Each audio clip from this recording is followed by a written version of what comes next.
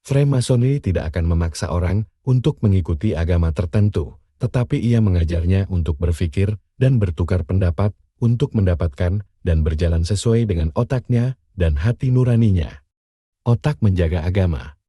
Jika orang agama melanggar persyaratan-persyaratan ini, maka Freemasonry akan menganggapnya sebagai putra yang baik dan ikhlas terhadapnya, tetapi ia tetap melaksanakan agamanya dan ia percaya bahwa tempat keselamatannya hanyalah di luar kerangkanya, dan ia membunuh kebebasan hati nurani. Maka kepatuhan seperti ini tidak sesuai dengan jiwa Freemasonry. Dengan kata lain, Freemasonry, berdasarkan teks konstitusi itu, menjadikan otak manusia sebagai penjaga agama. Jika ia menjumpai dalam agamanya itu suatu yang tidak sesuai dengan otaknya, maka ia harus menolaknya. Inilah jiwa Freemasonry.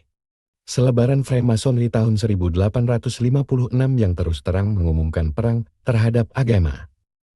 Tahun 1856 Majelis Timur Raya di Prancis menyiarkan sebuah selebaran Freemason, di mana disebutkan, "Kami orang Freemason tidak mungkin berhenti melakukan dari peperangan antara kami dengan semua agama. Kami pasti akan menang. Atau agama-agama itu yang menang. Kami tidak akan merasa puas sebelum kami berhasil menutup semua rumah peribadatan itu."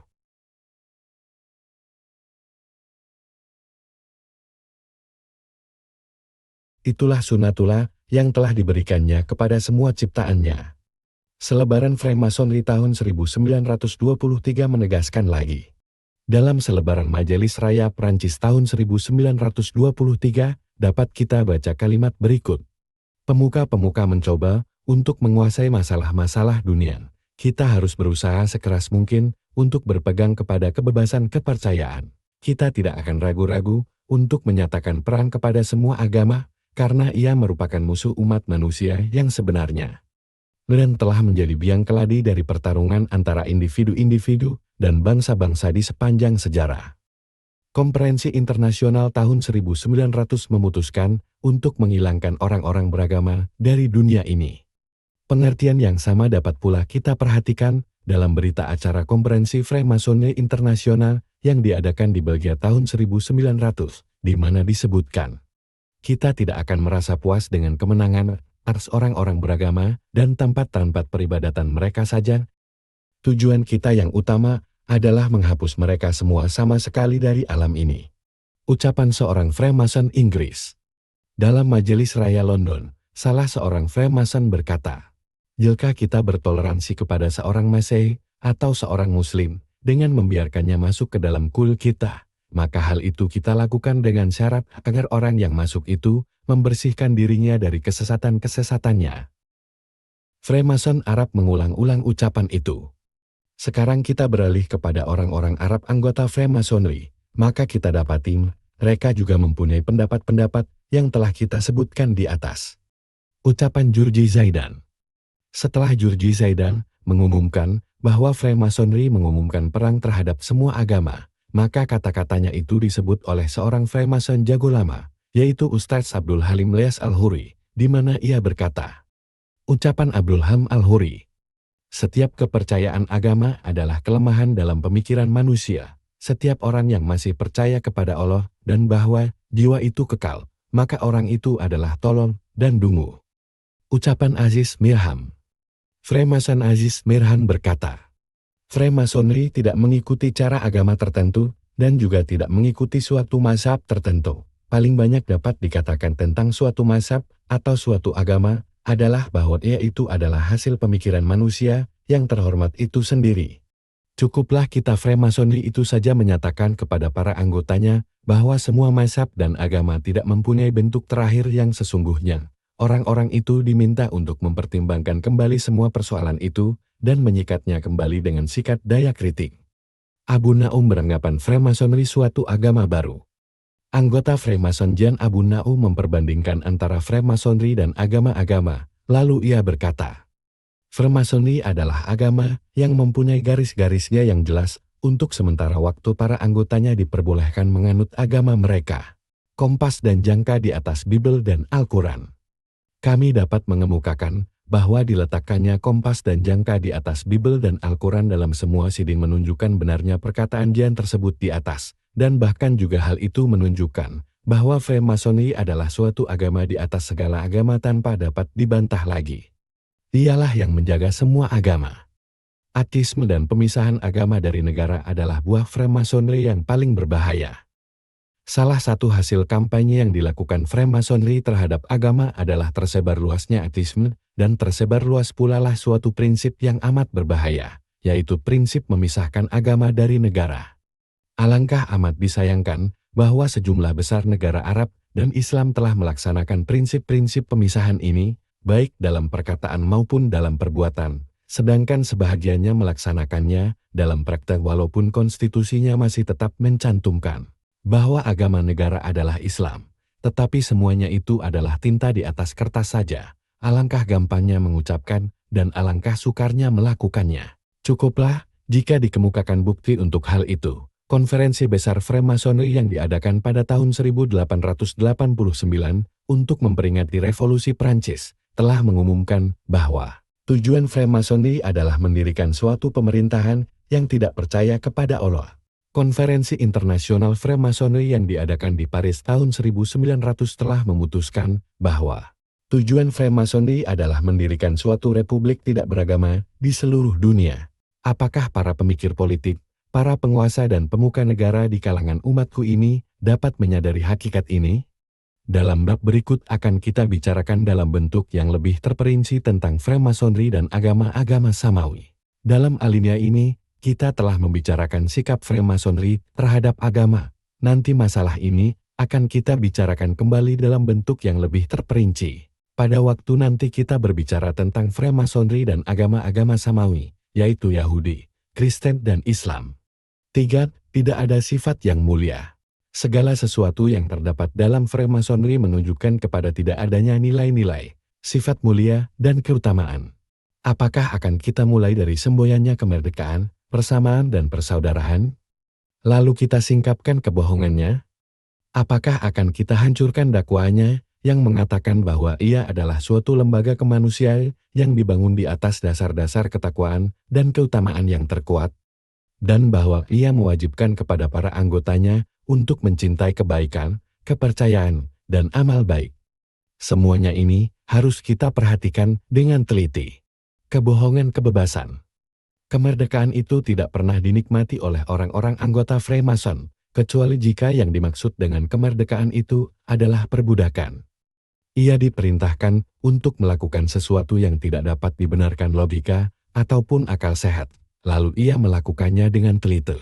Barangkali bagi orang ini logika akal sehat dan pemikiran tidak berfungsi lagi, bukankah ini yang disebutkannya dalam sumpahnya? Kebohongan persamaan. Persamaan itu adalah seruan palsu. Freemasonry itu sendiri terdiri atas tingkat-tingkat dan lapis-lapis orang yang berada di tingkat bawah tidak tahu apa yang terjadi di tingkat atas. Orang bawah tidak mengerti bahasa percakapan yang digunakan di tingkat atas. Setiap tingkat mempunyai kode rahasianya tersendiri, mempunyai tanda-tanda rahasianya. Semuanya ini baru diberikan jika orang telah mencapai tingkat itu. Ini dalam majelisnya, sedangkan terhadap orang-orang lain, maka Freemasonry membeda-bedakan antara orang yang berkulit putih dan orang yang berkulit hitam. Ia membedakan di antara laki-laki dan perempuan. Freemasonry tidak menerima orang kulit hitam. Dalam Ensiklopedia Britannica cetakan tahun 1974 di bawah kata-kata Freemasonry tersebut sebagai berikut. Majelis-majelis Amerika tidak dapat menerima keabsahan anggota-anggota yang berkulit hitam ke dalam organisasi Freemasonry. Freemasonry tidak menerima wanita. Dalam Kamus Freemasonry halaman 12, terdapat kata-kata. Sampai sekarang ini perempuan di Prancis belum mendapatkan persamaan dengan laki-laki dalam organisasi Freemasonry, dan dalam hal ini dikemukakan alasan bahwa wanita itu sendiri tidak pantas untuk menjadi anggota majelis. Persaudaraan adalah untuk Freemason saja. Persaudaraan itu adalah ikatan yang terdapat antara seorang Freemason dengan yang lain, tetapi tidak ada ikatan persaudaraan antara seorang anggota Freemasonry dan manusia lain yang bukan anggota Freemason. Mungkinkah terjadi hubungan persaudaraan antara sebuah batu yang terdapat di kuil dan batu lain yang bodor? Freemasonry memutuskan hubungan antara seseorang dan manusia yang paling dekat kepadanya, dan juga memutuskan hubungannya dengan nilai-nilai susila. Freemasonry memutuskan segala bentuk hubungan antara seseorang dengan manusia-manusia lain yang paling dekat kepadanya, dan juga Freemasonry memutuskan setiap hubungan dengan nilai-nilai kemasyarakatan yang paling suci dan paling mulia. Sumpah yang paling bijaksana mendukung hal ini. Kita telah melihat bahwa seorang Freemason yang sempurna kebijaksanaannya telah bersumpah bahwa ia akan memutuskan setiap hubungan dan ikatan yang menghubungkannya dengan seorang manusia lain, seperti ibu, bapak, saudara baik laki-laki maupun perempuan, suami ataupun istri, karib dan handai tolan. Hubungan nasionalisme, hubungan dengan pemimpin agama atau pemimpin dunia, kepala-kepala yang baik, dan juga hubungan dengan setiap orang dengan siapa dia telah berjanji untuk setia dan patuh berterima kasih kepadanya. Marilah kita renungkan sumpah ini, bagaimana Freemasonry telah memutuskan hubungan seseorang dengan ibu bapaknya, dengan keluarga dan karib kerabatnya, dengan teman-temannya, dengan orang-orang seagama dengannya, dengan pemerintah tanah airnya, dan bukanlah itu saja. Dia juga diharuskan melepaskan diri dari segala sumpahnya, mengkhianati segala janji yang telah dibuatnya, walaupun janji itu menyangkut seseorang yang telah berbuat baik kepadanya. Apakah nilai manusia yang masih tinggal lagi setelah semua yang tersebut di atas itu? Kebijaksanaan yang sempurna itu adalah tingkat yang baru dapat dicapai Freemason setelah bertahun-tahun. Dalam kesempatan ini, patut pula kami kemukakan bahwa sumpah-sumpah yang diucapkan oleh anggota-anggota Freemason pada tingkat-tingkat di bawah tingkat Mahaguru yang sempurna kebijaksanaannya tidak mengandung hal-hal itu. Mungkin rahasianya adalah bahwa manusia tidak akan mungkin melepaskan diri dari hubungan-hubungan yang bersifat emosional dan moral dalam bentuk yang gampang dan mudah.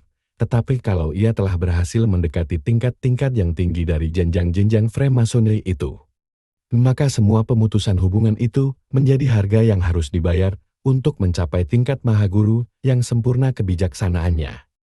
Kalau seandainya memang Freemasonry menyeru kepada budi pekerti yang tinggi, tentulah sumpah-sumpahnya itu dipenuhi oleh prinsip-prinsip budi pekerti yang agung yang telah dicapai oleh orang-orang Freemason itu dalam hari-hari kehidupannya di dalam kuil yang seperti gua itu.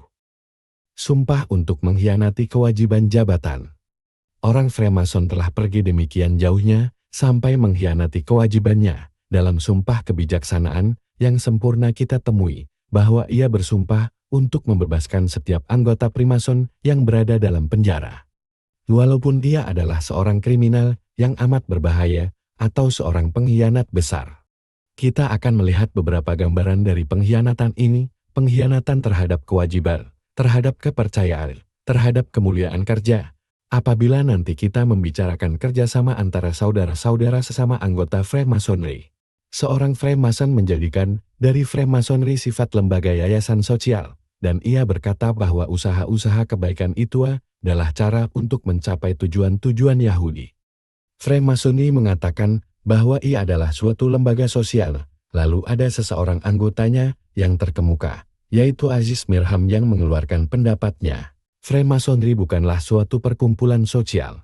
Para Freemason bebas sesungguhnya melakukan usaha-usaha sosial yang mempunyai ruang lingkup yang luas, dan mempunyai tujuan yang bermacam-macam, dengan menggunakan cara yang bermacam-macam pula. Semua ini adalah untuk menutupi tujuan-tujuan yang diusahakan mencapainya oleh Yahudi internasional. Freemasonry berusaha menyebarkan permissiveness dan kebobrokan moral. Freemasonry berusaha dengan menggunakan berbagai cara untuk menyebarkan paham permissiveness yang membolehkan segala-galanya dan juga semua praktek yang membawa kepada kebobrokan moral. Untuk kepentingan itu ia telah memasang perangkap-perangkap agar jatuh ke dalamnya orang-orang yang dianggapnya sebagai buruannya, yang terdiri atas pemimpin-pemimpin, orang-orang besar, yang mempunyai posisi dan pengaruh, tetapi mempunyai jiwa yang lemah. Dalam Ensiklopedia Yahudi cetakan tahun 1903 di bawah topik Freemasonry, terdapat kalimat-kalimat berikut. Ajaran-ajaran Freemasonry diliputi oleh kerahasiaan total, yang dalam intinya bertujuan menguduskan seks dan kebebasan mutlak dalam menyiarkan kebebasan tanpa batas. Cita-cita orang Freemason dipandang dari segi kesusilaan dan kehidupan manusia adalah berdasarkan pengorganisasian suatu umat manusia yang benar-benar bebas, tidak merasa malu jika mereka bertelanjang di depan orang-orang lain. Mereka tidak merasa malu untuk memperlihatkan alat-alat kelaminnya sewaktu mereka berkumpul di kalap-kalap telanjang atau di pantai-pantai pada musim panas. Marilah kita ulang berkali-kali membaca kata-kata yang tertulis di atas, karena di sana terdapat peringatan bagi umat kita, agar kita awas terhadap cara-cara Freemason